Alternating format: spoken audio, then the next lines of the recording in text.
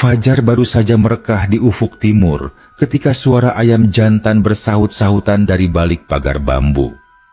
Embun masih menempel di ujung daun pisang, dan udara pagi di desa Plosorejo terasa dingin, menusuk namun menenangkan.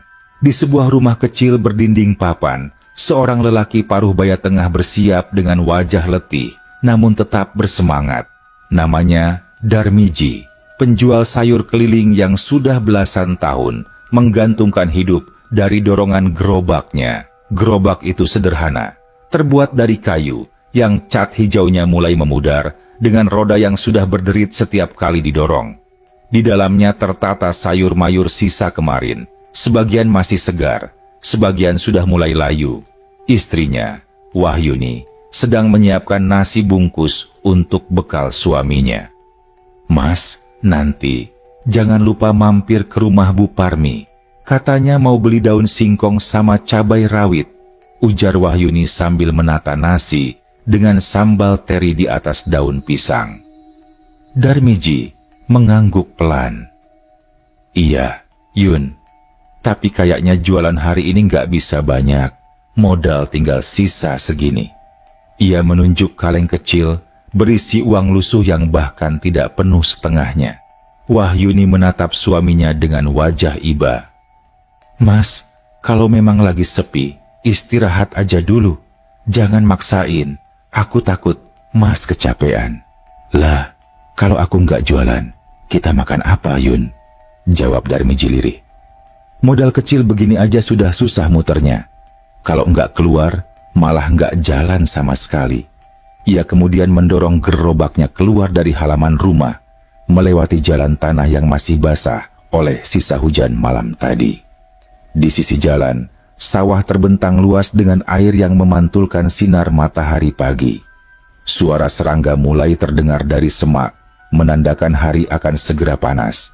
Desa Plosorejo bukan desa kaya, tapi warganya saling mengenal. Darmiji sudah seperti bagian dari pagi mereka. Setiap kali ia lewat, suara khasnya selalu terdengar. Sayur, sayur segar, daun bayam, kangkung, lombok, tomat. Beberapa ibu rumah tangga keluar membawa tampah atau baskom, membeli sekadar bahan untuk masak siang. Namun hari itu, pembeli tak seramai biasanya. Banyak yang menolak halus. "Wah, maaf Ji, aku tadi pagi sudah beli ke Mbak Tatik. Atau besok aja Ji, hari ini masak dari kebun sendiri." Senyum Darmiji tetap ia paksakan, walau hatinya perih. Satu demi satu rumah ia lewati, tapi sayur di gerobaknya nyaris tak berkurang. Terik mulai menyengat. Ia berhenti di bawah pohon jati besar di pinggir jalan, membuka bekal dari Wahyuni, lalu makan pelan-pelan. Ia menatap sayur-sayurnya, bayam yang mulai layu, tomat yang kulitnya sudah keriput, kol yang tepinya menguning. "Duh, Gusti, kapan rejeki ini membaik?" gumamnya lirih. Dulu, waktu awal menikah, Darmiji dan Wahyuni hidup pas-pasan tapi cukup bahagia. Ia masih kuat mendorong gerobak keliling 3 desa sekaligus. Modalnya pun lumayan, hasil jualannya bisa diputar lagi ke pasar induk setiap subuh. Tapi, sejak harga sayur naik dan pembeli makin sedikit karena banyak warga punya kebun sendiri, keuntungan terus menurun. Apalagi 2 kali sayurannya busuk karena tak laku dijual selama musim hujan. Sejak saat itu, modalnya terus tergerus. Wahyuni sendiri mencoba membantu dengan membuat peyek kacang dan titip jual di warung. Tapi hasilnya tak seberapa. Rumah kecil mereka di tepi desa mulai rapuh, atap bocor di beberapa titik. Namun mereka tetap bertahan karena tak ada pilihan lain. Pernah suatu malam, Darmiji duduk di beranda sambil menatap lahan belakang rumah yang ditumbuhi semak belukar. Lahan itu dulunya sawah kecil warisan ayahnya, tapi lama dibiarkan karena tanahnya keras dan gersang. "Coba tanah itu bisa ditanami sayur," gumamnya. Tapi setiap kali mencoba mencangkul, Tanahnya seperti tak mau diolah, kering, penuh batu kecil, dan sulit ditumbuhi apapun. Hari berganti minggu, dan Darmiji makin sering pulang dengan sisa dagangan. Kadang ia dan istrinya makan sayur layu yang tak laku, sekadar agar tak terbuang percuma. Suatu pagi, setelah belanja di pasar, ia sempat berbincang dengan Mbah Karto, tetangga tua yang dulu juga pernah jualan sayur. "Mbah, kok sekarang pasar sepi ya? Sayur banyak tapi pembeli kayak hilang," tanya Darmiji sambil mengikat tali gerobaknya. Mbah Karto tersenyum samar. "Rezeki itu bukan cuma soal pasar, Ji. Kadang alam juga punya cara lain buat ngasih berkah, asal kita sabar." Darmiji hanya mengangguk, tak terlalu mengerti. Ia tak tahu bahwa kata-kata Mbah Karto itu kelak akan terasa seperti pesan gaib dari masa depan. Siang itu, udara terasa sangat panas. Jalanan sepi, hanya sesekali motor lewat menimbulkan debu tebal. Darmiji merasa kepalanya pening. Ia sudah berjalan jauh dari pasar, tapi pembeli tak juga ada. Akhirnya, di sebuah tikungan jalan menuju desa sebelah, ia melihat pohon besar, beringin tua dengan akar menjalar ke tanah, rimbun dan sejuk di bawahnya. Pohon itu sudah lama ia kenal, tapi entah mengapa hari itu rasanya berbeda, seperti memanggil. "Ah, berteduh bentar aja," gumamnya. Ia menepi, memarkir gerobaknya di sisi jalan, lalu duduk di bawah pohon sambil menyandarkan punggung pada batangnya yang besar. Angin semilir bertiup lembut, daun-daun beringin bergesekan pelan, menimbulkan suara lirih seperti bisikan.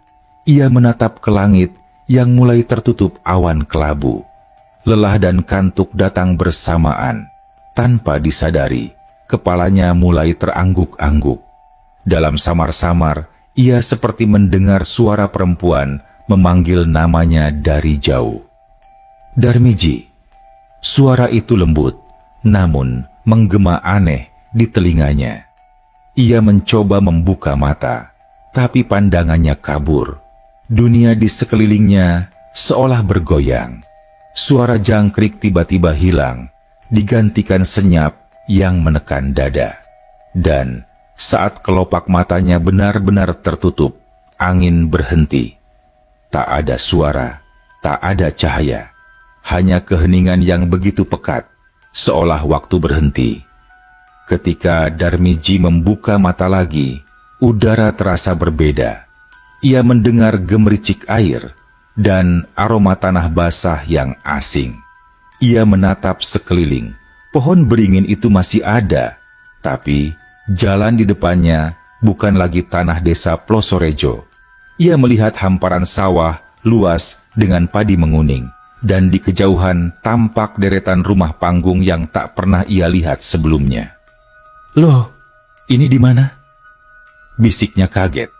Ia berdiri perlahan, menatap gerobaknya. Masih ada di situ, tapi sayurannya kini terlihat segar kembali, seolah baru dipetik. Dari arah jalan, terlihat seorang lelaki berpakaian serba putih, berjalan mendekat sambil tersenyum ramah. "Panjenengan pasti capek, silakan ikut saya. Di kampung kami banyak sayur seperti milikmu," katanya dengan suara tenang namun berat. Darmiji menatap wajah orang itu, tak asing, tapi tak bisa diingat dari mana. Ia menelan ludah, mencoba bicara, namun suaranya tertahan di tenggorokan. Darmiji berdiri terpaku di bawah beringin besar itu, masih setengah tak percaya dengan apa yang dilihatnya. Angin di tempat itu terasa berbeda, sejuk, tapi tidak seperti angin yang biasa berembus di desanya. Udara terasa ringan, segar, namun mengandung aroma tanah dan bunga yang tak ia kenal.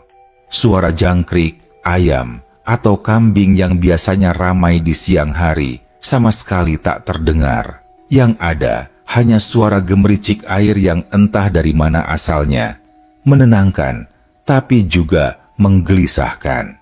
Ia menatap jalan di depan pohon itu. Jalannya bersih sekali, seolah baru disapu. Di sisi kiri kanan tumbuh pohon pisang, singkong, dan pepaya yang buahnya tampak besar-besar, hampir tak masuk akal. Bayam yang tumbuh di tepi jalan setinggi lutut, dengan daun selebar telapak tangan orang dewasa. Semua terlihat hidup dan segar, seperti baru diguyur hujan pagi. Tapi anehnya, tanahnya kering, tidak becek, tidak berdebu. "Loh, kok bisa?" gumam Darmiji pelan, mengelus dadanya sendiri. Lelaki berpakaian putih yang tadi muncul kini berdiri di sampingnya. Ia tersenyum ramah, matanya teduh, namun sulit ditebak. "Panjenengan nyasar ya? Sini, ikut saya dulu. Di kampung kami, orang singgah nggak boleh kelaparan." Darmiji menelan ludah. Rasa takut, heran, dan penasaran bercampur jadi satu. Ini di mana, Pak? Tadi saya cuma berteduh di bawah pohon. Terus tiba-tiba, orang itu menatapnya seolah tahu segalanya. Di tempat yang masih sama, tapi tidak semua bisa sampai sini, Pak Darmiji. Jantung Darmiji berdetak cepat. "Kok jenengan tahu nama saya?" tanyanya waspada. Orang itu tersenyum lagi, lembut tapi tak menjawab. Ia hanya berjalan perlahan menyusuri jalan, dan Darmiji entah kenapa mengikuti di belakang. Langkahnya ringan, seperti dipandu sesuatu yang tak terlihat. Kampung itu tampak begitu damai. Rumah-rumah panggung berdiri rapi, terbuat dari kayu jati tua yang mengilap seolah baru dipelitur. Di halaman tiap rumah, tanaman sayur tumbuh subur dan beragam. Ada kangkung, bayam, tomat, kacang panjang, kol, dan cabai. Tapi warnanya lebih cerah, daunnya lebih hijau, batangnya lebih kuat. Tak ada satupun daun yang berlubang dimakan ulat, tak ada tanda layu atau kering. Di pinggir jalan, anak-anak berlarian tanpa suara. Ya, tanpa suara. Mulut mereka tertawa, tapi tak terdengar sedikit pun. Langkah kaki mereka pun ringan, seolah tidak menyentuh tanah. Rambut mereka hitam legam, kulitnya pucat bersih, mata mereka bening seperti kaca. Darmiji berhenti melangkah, bulu kuduknya berdiri. "Ini kampung apa toh?" gumamnya. Lelaki berpakaian putih itu berhenti dan menatap ke arahnya. Kampung ini tidak banyak dikunjungi orang. Kadang hanya mereka yang sedang butuh pertolongan yang bisa sampai sini. "Pertolongan?" ulang Darmiji dengan nada bingung. "Panjenengan sudah berjuang lama kan? Rejeki seret, dagangan tak laku. Tapi niat panjenengan baik, tidak pernah mengeluh, tidak menipu pembeli, tidak iri. Alam mendengar, Ji. Alam selalu mendengar," ucap lelaki itu pelan. Darmiji menelan ludah. Tubuhnya bergetar antara takut dan takjub. Ia tak paham sepenuhnya, tapi kata-kata itu terasa menembus dada. Mereka berjalan lagi. Tak lama kemudian, mereka sampai di sebuah rumah yang lebih besar dari lainnya, tapi tetap sederhana. Di depan rumah itu, berdiri seorang perempuan tua, berambut panjang yang disanggul rapi. Pakaiannya kebaya sederhana, tapi kainnya tampak bersih dan harum. Wajahnya tenang, matanya tajam, tapi penuh kasih. "Selamat datang Darmiji," katanya lembut, seperti sudah menunggu. "Kami sudah lama tahu tentangmu." Darmiji membungkuk sopan. "Nuwun sewu Bu, saya nggak tahu ini di mana. Saya cuma mau istirahat sebentar di bawah pohon, tapi tiba-tiba, Perempuan itu mengangkat tangannya pelan, menenangkan. "Tidak perlu takut. Kami tidak jahat. Kami hanya ingin menolong." Kadang, yang bekerja dengan hati perlu sedikit bantuan agar bisa terus hidup. Ia mempersilakan Darmiji duduk di bangku bambu. Lelaki berpakaian putih itu kemudian menghilang, entah kemana. Dari dapur, keluar aroma sayur bening, bayam dengan jagung muda, dan irisan tempe. Bau yang begitu familiar mengingatkan Darmiji pada masakan istrinya di rumah. Perempuan tua itu tersenyum. "Makanlah dulu, panjenengan pasti lapar." Darmiji sempat ragu, tapi rasa lapar mengalahkan rasa takut. Ia makan perlahan, dan herannya, rasa sayur itu seperti tak pernah ia rasakan sebelumnya. Segar, manis, dan menenangkan. Setiap suapan terasa seperti menyalakan tenaga baru dalam tubuhnya.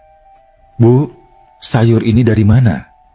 Rasanya aneh, tapi enak banget," tanya Darmiji setelah selesai.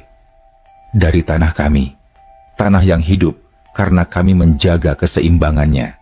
Semua tumbuh tanpa pupuk, tanpa pestisida, tanpa rakus," jawab perempuan itu dengan senyum samar. Setelah makan, perempuan itu mengajak Darmiji ke belakang rumah. Di sana, terbentang kebun luas yang penuh tanaman. Tapi bukan hanya sayur. Ada pohon-pohon kecil dengan buah berwarna keemasan. Ada tanaman yang memancarkan cahaya lembut seperti kunang-kunang. Dan ada bunga-bunga dengan kelopak yang seolah bergerak perlahan mengikuti arah pandang. "Kami hidup berdampingan dengan alam. Tanah ini memberi karena kami tak pernah memaksanya," ujar perempuan itu. Ia kemudian mengambil sebuah keranjang kecil berisi biji-bijian. "Ambillah ini, Darmiji, bibit dari kebun kami. Bawalah pulang dan tanamlah di tanahmu yang lama kau biarkan kosong. Tanahmu dulu keras karena marah, karena kau biarkan terlupakan. Tapi kalau kau rawat dengan hati, ia akan kembali subur." Darmiji menerima keranjang itu dengan gemetar.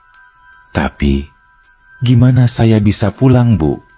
Jalan tadi nggak seperti jalan biasa." Perempuan itu menatapnya dalam-dalam. "Nanti, saat waktunya, kau akan tahu jalannya. Sekarang, tidurlah dulu di sini. Esok pagi, kau akan bangun di tempatmu semula." Malam tiba di kampung itu dengan keindahan yang tak bisa dijelaskan. Langitnya bertabur cahaya, tapi bukan bintang seperti biasanya. Lebih mirip bunga api halus yang menari di udara. Udara hangat, dan dari kejauhan terdengar suara seperti gamelan, lembut, menenangkan, seolah datang dari bumi itu sendiri. Darmiji berbaring di balai bambu, memeluk keranjang kecil berisi bibit itu. Matanya perlahan terpejam, dan dalam kantuknya, ia mendengar suara perempuan tua tadi berbisik, "Jangan lupa, rawat dengan hati, bukan dengan ambisi." Ketika Darmiji membuka mata, ia tersentak. Ia sudah kembali di bawah pohon beringin besar, di tempat yang sama. Gerobaknya masih di situ, tapi sekarang sayur di dalamnya segar semua, seperti baru diambil dari kebun. Keranjang kecil berisi biji-bijian masih dalam pelukannya. Ia menatap sekeliling, jalan sepi, hanya suara ayam dari kejauhan. Tidak ada tanda-tanda kampung aneh itu, dan anehnya hari masih sama. Hanya matahari sudah condong ke barat, padahal di kampung itu ia sudah semalam berada di sana. Darmiji berdiri, tubuhnya masih lemas, tapi hatinya penuh rasa ingin tahu. Ia menatap keranjang di tangannya dan bergumam pelan, "Apa? Semua itu mimpi?" Tapi saat ia mencium bau tanah di dalam keranjang, aroma itu sama persis seperti yang ia hirup di kampung misterius itu. Segar, lembab, dan entah kenapa terasa hidup. Darmiji beranjak pulang. Di sepanjang jalan, pikirannya masih diselimuti kampung asing itu. Namun, sesampainya di rumah ia tak langsung menceritakan kejadian itu pada istrinya. Esok paginya, matahari muncul pelan dari balik sawah, memantulkan cahaya keemasan di permukaan air yang tenang. Udara terasa segar, tapi bagi Darmiji, segarnya pagi itu terasa lain. Ia masih duduk di beranda rumahnya, menatap keranjang kecil berisi biji-bijian yang kini tergeletak di pangkuannya. Wahyuni, istrinya, keluar membawa secangkir kopi hitam dan duduk di sebelahnya. "Mas, dari tadi bengong aja. Ada apa? Dapat rezeki apa semalam?" tanyanya lembut. Darmiji menatap istrinya lama, seolah ingin memastikan semuanya nyata. "Yuni, aku kemarin ketiduran di bawah pohon beringin dekat jalan ke pasar. Tapi pas bangun, aku bukan di situ lagi." Wahyuni mengerutkan kening. "Maksudnya?" Darmiji menghela napas. Ia menceritakan semuanya tentang kampung aneh yang tenang, sayur-sayur yang subur luar biasa, lelaki berpakaian putih, perempuan tua dengan suara lembut, hingga keranjang kecil berisi bibit. Suaranya pelan, seolah takut kalau ceritanya terdengar mustahil. Wahyuni terdiam lama. Tatapannya berpindah ke keranjang kecil itu. Biji-bijinya berwarna keperakan, mengkilap seperti diselimuti embun, tapi tidak basah. "Mas, ini beneran dari sana?" "Iya, awalnya aku pikir semua cuma mimpi. Tapi nyatanya keranjang ini masih aku pegang waktu aku terbangun," jawab Darmiji sambil membelai keranjang itu dengan hati-hati. Wahyuni menarik napas panjang. Ia tahu suaminya bukan orang yang suka mengada-ada, tapi kisah yang barusan didengar terlalu aneh untuk dicerna. "Mas mau apa dengan bibit ini?" "Tak tanam, Yun," jawab Darmiji mantap. "Tanah belakang rumah kita yang udah lama nganggur itu, siapa tahu bisa tumbuh." Hari itu juga Darmiji mulai membersihkan lahan belakang rumahnya. Tanah itu sudah lama ia biarkan jadi semak. Rumput liar tumbuh tinggi, sebagian sudah mengering. Ia mencangkul perlahan, meski tubuhnya masih pegal setelah semalam. Anehnya, tanah yang dulu keras dan susah digali, kini terasa lunak, seperti baru diguyur hujan semalam. Setiap cangkulnya terasa ringan, dan aroma tanah yang keluar segar sekali, mirip seperti yang ia cium di kampung aneh itu. Wahyuni ikut membantu, mencabut rumput, dan menata batas-batas lahan. "Mas, kok tanahnya empuk banget ya? Padahal dulu kayak batu," ujar Wahyuni sambil mengelap keringat. "Iya, aku juga heran. Mungkin karena hujan kemarin," jawab Darmiji singkat, walau dalam hatinya ia tahu tak ada hujan semalam. Setelah lahan bersih, ia menggali lubang-lubang kecil dan mulai menanam bibit-bibit dari keranjang itu. Setiap biji ia tanam dengan hati-hati, satu persatu, sambil berdoa lirih. Wahyuni menatap dari belakang, separuh antara kagum dan khawatir. "Mas, yakin ini bakal tumbuh?" "Entahlah, Yun. Tapi aku ngerasa ini bukan bibit biasa. Rasanya hidup," ucap Darmiji lirih. Selesai menanam, ia menutup tanahnya perlahan. Hari-hari berikutnya, sesuatu yang ganjil mulai terjadi. Bibit yang ia tanam tumbuh cepat, terlalu cepat. Dalam 2 hari, daun kecil mulai muncul. Dan seminggu kemudian, tanaman-tanaman itu sudah setinggi lutut. Daunnya hijau tua, segar, dan tampak kuat. Bahkan, bayamnya tak seperti bayam biasa. Urat-urat daunnya tampak tebal, dan batangnya lebih kokoh. Wahyuni nyaris tak percaya melihatnya. "Mas, ini tumbuhnya cepet banget. Aku baru siram kemarin sore loh." Darmiji tersenyum lebar. "Aku bilang apa, Yun? Ini bibit istimewa. Tapi yang lebih aneh, mereka tidak pernah melihat serangga apapun di kebun itu. Tak ada ulat, belalang, atau semut. Tanahnya tetap lembab meski tak disiram tiap hari. Bahkan, rumput liar pun tak tumbuh di sekitar tanaman-tanaman itu, seolah lahan itu hanya milik mereka. Malamnya, ketika Darmiji duduk di beranda, ia memperhatikan kebunnya dari jauh. Daun-daunnya seolah berpendar samar, seperti menyimpan cahaya dari dalam. Ia bergidik, tapi rasa takut itu cepat berubah jadi kekaguman. "Terima kasih, Bu," bisiknya pelan, teringat pada perempuan tua dari kampung misterius itu. Beberapa minggu kemudian, hasil kebunnya siap panen. Sayurannya tumbuh subur, bahkan lebih banyak dari yang ia perkirakan. Bayamnya tebal, kangkungnya panjang-panjang, tomatnya merah menyala dan besar seperti bola pingpong. Wahyuni membawa sebagian ke dapur dan memasaknya. Saat dimasak, aroma sayur itu semerbak ke seluruh rumah, lebih segar dari sayur biasa. Saat mereka makan malam, rasanya luar biasa manis dan gurih, tanpa bumbu berlebih. "Mas, ini sayur rasanya lain, enak banget. Kayak waktu aku makan masakan ibuk dulu waktu kecil," ujar Wahyuni dengan mata berbinar. Darmiji hanya tersenyum. "Aku pengen coba jual besok. Cuma sedikit aja dulu, buat ngetes."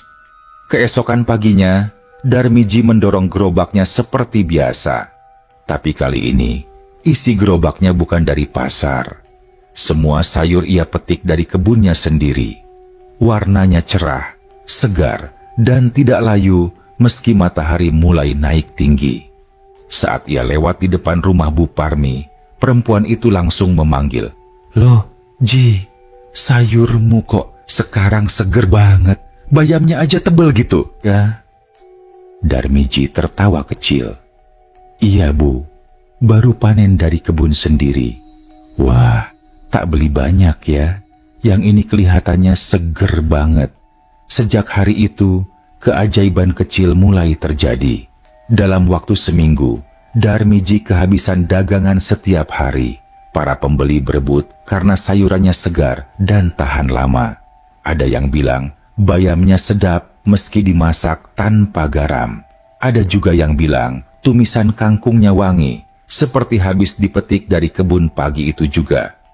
Wahyuni pun mulai ikut berjualan di depan rumah, dan para ibu-ibu kampung datang silih berganti membeli langsung. Rumah mereka yang dulu sepi, kini ramai oleh tawa dan obrolan. Mbah Karto, tetangga tua mereka, datang suatu sore sambil membawa rokok lintingan. "Hehehe, Ji, aku dengar-dengar sayurmu laris manis, ya?" Darmiji tersenyum sambil menyuguhkan teh hangat. "Alhamdulillah, Mbah, dari kebun belakang aja. Entah kenapa tumbuhnya subur banget."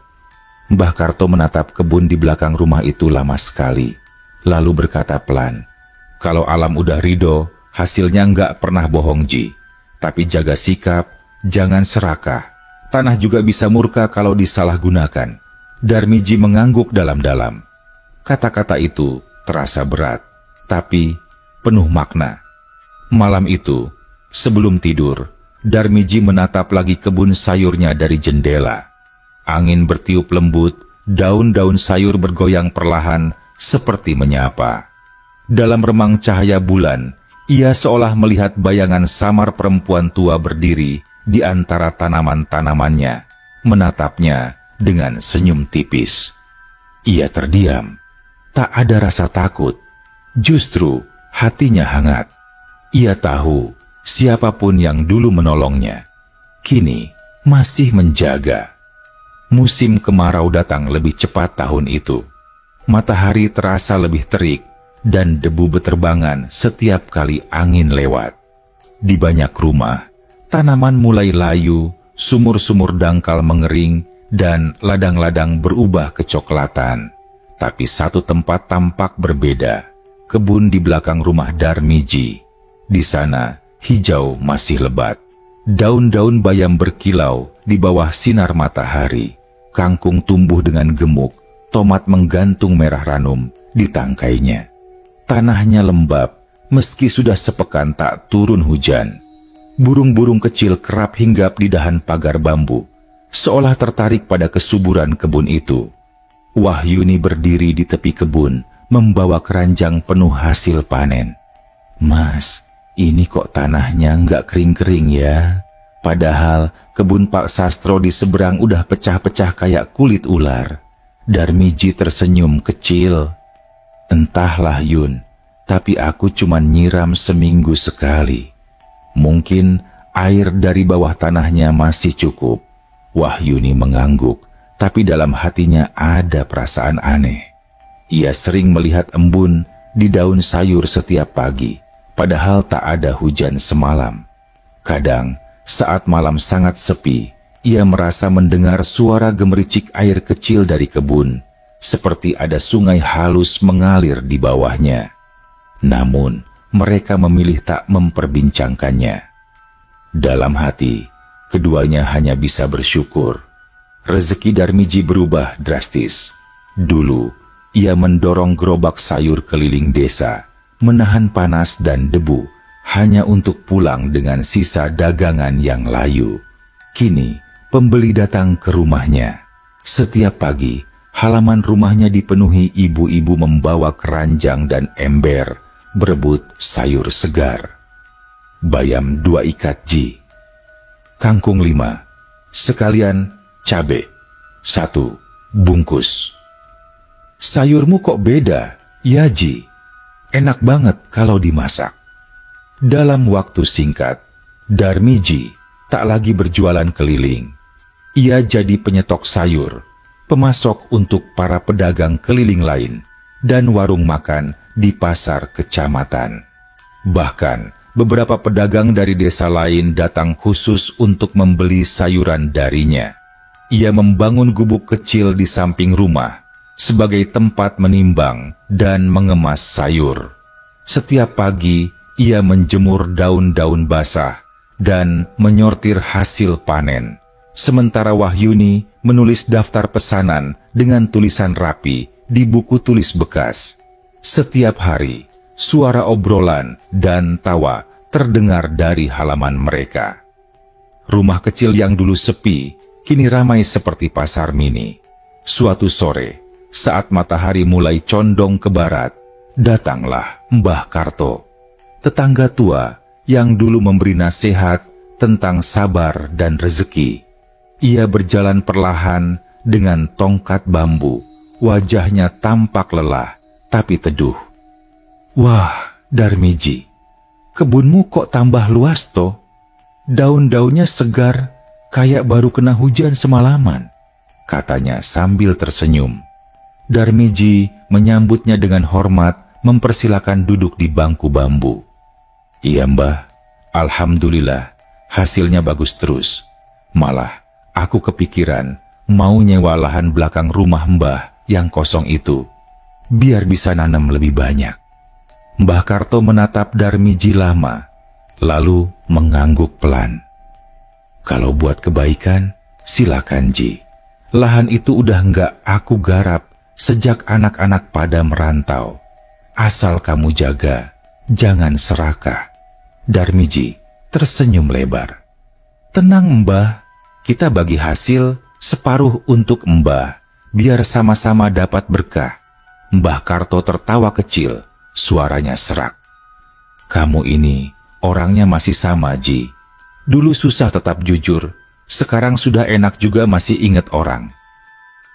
Sejak hari itu, Darmiji mulai menggarap lahan milik Mbah Karto. Tanahnya keras dan kering, tapi anehnya begitu dicangkul dan ditanami bibit dari kebunnya sendiri, tanah itu cepat gembur dan subur. Dalam hitungan minggu, hijau mulai menutupi seluruh permukaan. Penduduk desa heran. Banyak yang datang melihat dan bertanya-tanya, "Darmiji, pupuknya apa sih? Airnya dari mana? Kok bisa lembab terus? Kalau bisa, ajarin aku juga Ji, biar tanamanku hidup lagi." Tapi Darmiji hanya menjawab sederhana, "Aku cuman rawat dengan hati, nggak ada pupuk, nggak ada obat hama. Alam udah ngasih yang terbaik.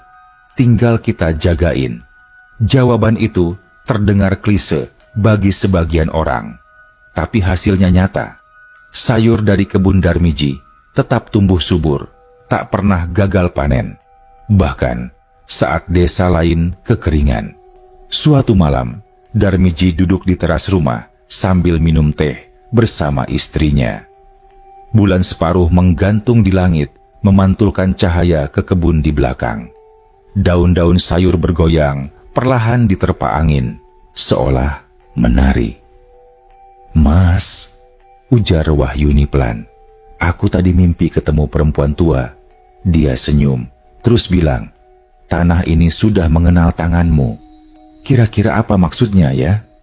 Darmiji menatap istrinya lama, lalu tersenyum samar. "Mungkin cuman mimpi biasa, Yun. Tapi kalau benar, berarti kita cuman disuruh jaga. Jangan sampai lupa diri." Ia menatap kebun itu, dan samar-samar di antara dedaunan, ia melihat kilatan cahaya kecil seperti kunang-kunang, tapi jumlahnya banyak dan bergerak pelan. Ia diam, tak ingin membuat istrinya cemas. Dalam hatinya, ia tahu mereka sedang diperhatikan. Waktu berlalu dan kehidupan keluarga Darmiji benar-benar berubah. Mereka memperbaiki rumah, mengganti atap bocor, bahkan bisa menabung. Wahyuni membeli sepeda motor bekas agar bisa mengantar pesanan sayur ke desa sebelah. Tapi yang paling membuat orang heran, kebun Darmiji tak pernah diserang hama. Suatu hari, Pak Sastro, tetangga di sebelah utara, datang dengan wajah bingung. "Ji, aku udah semprot pestisida tiap minggu, tapi ulat tetap makan sayuranku." "Lah, kebunmu kok bersih terus? Daunnya mulus semua." Darmiji hanya menggeleng. "Aku juga nggak ngerti, Pak. Mungkin tanahnya yang beda." Padahal dalam hati, ia tahu. Saat malam tiba, kadang ia melihat bayangan kecil bergerak di antara daun-daun sayur, seperti tangan-tangan halus yang menepuk daun dan membenarkan batang tanaman. Bukan manusia, tapi bukan juga hewan. Ia sudah tak terkejut lagi. Ia tahu ada yang menjaga. Namun, suatu pagi, saat Darmiji hendak berangkat memetik sayur, ia merasa dorongan kuat untuk pergi ke pohon beringin tempat ia dulu tertidur. Entah kenapa, hatinya gelisah, seolah ada yang memanggilnya dari jauh. Ia berjalan sendirian, menyusuri jalan tanah yang kini jarang ia lewati. Pohon beringin itu masih berdiri megah, sama seperti dulu, rindang, tenang, tapi terasa hidup. Anginnya membawa aroma tanah dan bunga liar. Darmiji menatap pohon itu lama, lalu menunduk hormat. "Terima kasih atas semua ini," bisiknya pelan. Angin tiba-tiba berembus lembut, menggoyangkan dedaunan. Suara seperti bisikan terdengar samar, menggetarkan dada Darmiji. "Rawatlah, jangan serakah. Kami cuma menitipkan." Darmiji menutup mata, merasakan getaran halus di telapak tangannya. Hangat, seperti dulu saat ia memegang keranjang bibit pertama kali. Ia tahu pesan itu nyata. Ketika ia pulang, langit sudah mulai jingga. Dari kejauhan, ia melihat Wahyuni tersenyum lebar di depan rumah, menyambutnya sambil memegang nota pesanan. "Mas, kabar gembira, ada warung di pasar kota yang mau ambil sayur dari kita tiap minggu." Darmiji tertawa pelan, menatap kebun hijau di belakang rumah yang bergoyang pelan diterpa angin sore. Ia mengangguk pelan, penuh rasa syukur. "Ya, Yun, kalau kita rawat dengan hati, alam bakal kasih rezekinya tanpa batas." Dan di ujung kebun, di antara cahaya matahari yang memudar, bayangan samar seorang perempuan tua berdiri lagi. Senyum tipisnya menenangkan, seperti dulu. Ia tidak berkata apa-apa, hanya menatap Darmiji dengan tatapan yang membuatnya sadar. Semua ini bukan keajaiban yang harus dibangga-banggakan, tapi amanah yang harus dijaga. Waktu terus berjalan. Desa Plosorejo kini sering disebut orang sebagai desa hijau, berkat kebun-kebun yang tumbuh subur di sekeliling rumah warga. Tak sedikit yang mengikuti jejak Darmiji menanam sayur di halaman sendiri. Meski hasilnya tak sehebat kebun Darmiji, mereka tetap merasa terbantu. Ada panen kecil yang bisa dijual atau dimasak setiap hari. Nama Darmiji pun makin dikenal. Dari seorang penjual sayur keliling yang dulu menahan lapar di tengah jalan, ia kini jadi pemasok utama sayur untuk 2 kecamatan. Rumahnya yang dulu reot kini berdinding bata dan beratap seng baru, tapi suasana sederhana tetap terasa. Ia masih bangun sebelum subuh, menyapu halaman, dan menyiapkan sarapan bersama Wahyuni sebelum ke kebun. Namun, di tengah kesibukan yang penuh berkah itu, ada satu hal yang terus mengusik hati Darmiji. Ia merasa punya hutang rasa. Setiap kali memandang sayur-sayurnya yang tumbuh subur, ia teringat pada kampung misterius itu. Tempat di mana ia pertama kali mendapat bibit ajaib yang mengubah hidupnya. Sudah setahun berlalu sejak malam ia tertidur di bawah pohon besar itu, tapi bayangan tempat asing dengan rumah-rumah berkilau dan wangi tanah basah itu tak pernah benar-benar hilang dari ingatannya. Suatu sore di bulan Suro, saat matahari mulai turun ke barat dan langit berubah jingga keemasan, Darmiji duduk di tepi kebun sambil memandangi sayur-sayur yang siap panen. Angin bertiup lembut, tapi di telinganya samar terdengar seperti suara seseorang memanggil namanya. Darmiji. Suara itu halus, lembut, tapi jelas. Ia menoleh ke sekeliling. Tak ada siapapun.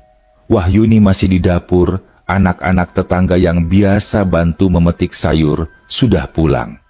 Hanya dirinya sendiri dan suara jangkrik dari semak belakang.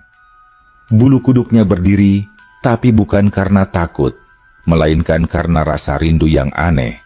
Malam itu, Darmiji tak bisa tidur. Ia duduk di beranda, menatap langit yang penuh bintang, lalu menatap jalan tanah yang menuju arah barat, arah menuju pohon besar itu. Wahyuni keluar membawa secangkir teh hangat. "Mas, kok belum tidur? Ada pikiran apa?" Darmiji menatap istrinya, tersenyum tipis. "Yun, aku kepikiran mau ke pohon beringin itu lagi. Rasanya aku harus ngucap terima kasih lagi. Kalau bukan karena mereka, kita nggak bakal sampai di titik ini." Wahyuni menatapnya lama. Ada rasa khawatir, tapi juga pengertian dalam matanya. Kalau memang itu yang Mas rasakan, ya sudah. Tapi jangan lupa berdoa. Siapapun yang nolong kita dulu, semoga niat baik Mas diterima. Darmiji mengangguk. Ia tahu, malam itu ia sudah memutuskan. Keesokan paginya, sebelum matahari terbit, Darmiji berangkat sendirian. Ia mengenakan baju lengan panjang, membawa sebotol air, dan seikat kecil sayur terbaik dari kebunnya, bayam, tomat, dan daun kemangi. "Biar ini jadi tanda terima kasih," gumamnya pelan. Jalan menuju pohon besar itu kini jarang dilewati orang. Rumput liar tumbuh tinggi. Sebagian jalan sudah tertutup semak. Tapi langkah Darmiji tetap mantap. Setiap derap kakinya terasa seperti mengenang masa lalu. Masa-masa ia mendorong gerobak berat di jalan ini, di bawah panas yang menyengat. Setelah hampir 1 jam berjalan, tibalah ia di tempat itu. Pohon beringin itu masih berdiri megah, lebih besar dari terakhir kali ia lihat. Akar-akar udaranya menggantung seperti tirai, dan di bawahnya tanah tampak bersih, seolah sering disapu. Ia menatap batang pohon itu lama, lalu menunduk. "Assalamualaikum. Kalau memang ada yang mendengar, saya Darmiji. Dulu saya pernah ketiduran di sini. Saya mau ngucap terima kasih karena hidup saya berubah sejak hari itu. Tak ada angin, tak ada suara, hanya sunyi panjang yang membuat dadanya berdebar. Ia meletakkan ikatan sayur di akar pohon, lalu duduk bersila sambil menunduk. Beberapa menit berlalu, lalu perlahan angin sejuk berembus, daun-daun beringin bergoyang lembut, dan suara yang sangat dikenalnya kembali terdengar dari antara akar. Rezeki itu bukan milikmu, Darmiji, tapi titipan untuk dibagi. Darmiji membuka mata, menatap sekeliling. Di hadapannya berdiri sosok yang dulu memberinya bibit. Seorang perempuan tua, berkerudung lusuh, kulitnya halus seperti daun muda, dan mata yang teduh, tapi tak sepenuhnya manusia. Ia tersenyum lembut, lalu menatap sayur yang dibawa Darmiji. Tanamanmu tumbuh karena kau merawatnya dengan hati, bukan karena bibit itu. Tapi tanah yang kau rawat kini telah mengenalmu. Jagalah, jangan serakah. Darmiji menunduk dalam, hampir tak bisa bicara. Terima kasih. Saya tak tahu bagaimana membalasnya.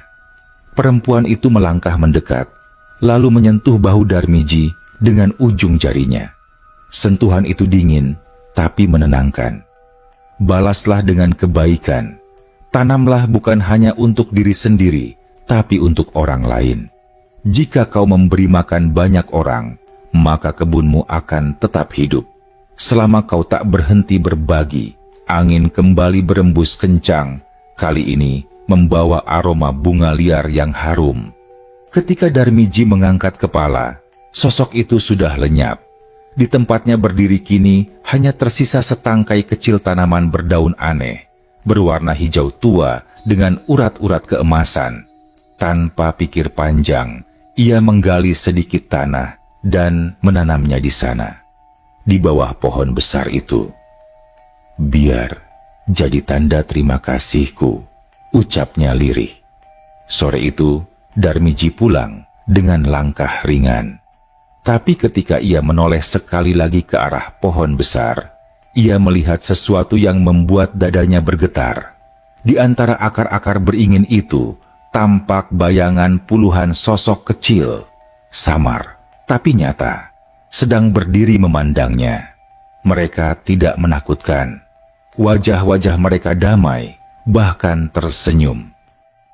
Salah satunya melambaikan tangan kecil ke arah Darmiji sebelum perlahan lenyap bersama cahaya sore. Ia tak tahu apakah itu hanya khayalan atau bukan, tapi hatinya terasa hangat.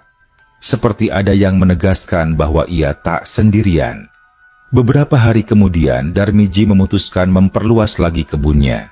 Ia menyewa lahan kosong di pinggir desa, milik seorang janda tua bernama Bunarti, yang hidup sebatang kara. Darmiji menanam sayur di sana, dan berjanji membagi 2 hasil panen. Awalnya Bunarti ragu, tapi setelah melihat sayur pertama tumbuh subur dalam 2 minggu, ia terharu sampai meneteskan air mata. Mas Darmiji, aku pikir tanah ini udah mati, tapi ternyata masih bisa hidup lagi. Matur nuwun nak. Darmiji hanya tersenyum. Rezeki itu milik bersama, Bu. Selama kita mau kerja dan berbagi, tanah pasti kasih balasan. Kabar itu pun menyebar. Dalam waktu singkat, beberapa warga lain datang menawarkan lahannya yang terbengkalai agar digarap bersama. Darmiji tak menolak, tapi ia hanya mau jika pembagian hasilnya adil. Begitulah, perlahan-lahan ia membangun kebun rakyat, bukan untuk menimbun kekayaan, tapi agar semakin banyak orang bisa hidup layak dari hasil bumi yang tumbuh subur. Namun, malam-malam tertentu, ketika angin bertiup pelan dari arah barat, Darmiji kadang mendengar suara samar dari kejauhan. Suara perempuan tua itu seolah berbisik dari balik pepohonan. Selama kau berbagi, kami akan menjaga. dan setiap kali mendengarnya, Darmiji hanya tersenyum. Ia tahu, kampung misterius itu mungkin tak pernah benar-benar hilang. Mereka hanya berpindah tempat, tinggal di dalam kebunnya, bersama semangat orang-orang yang masih mau menanam dan memberi.